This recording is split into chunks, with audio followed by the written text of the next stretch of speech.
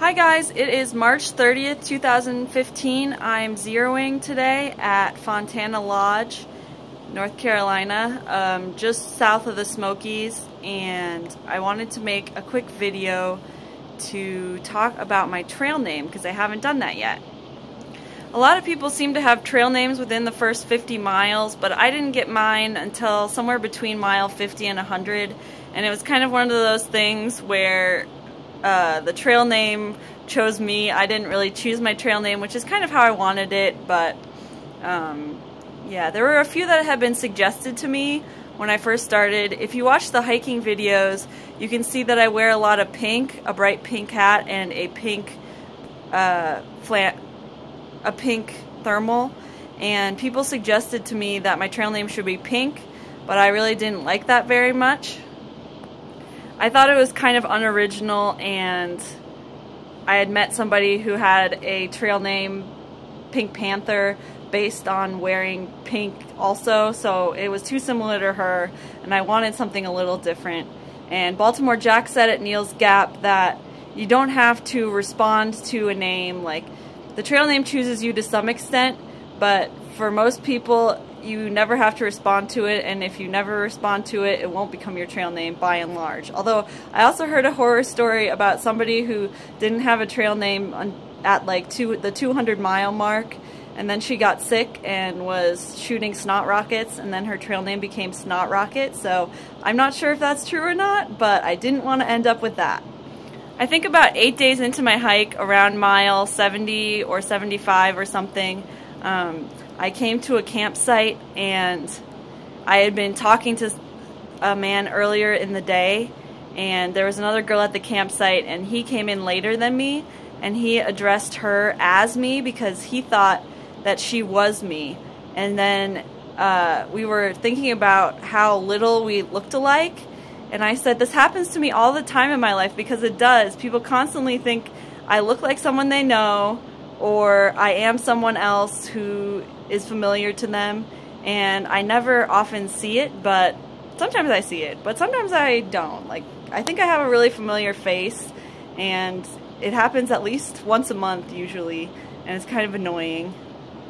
So then later that night, we were around a campfire, and somebody said, your trail name should be Doppelganger. And I thought about it, and then someone else said, it's too long of a name, it's 4 syllables, like it should be something simple and short.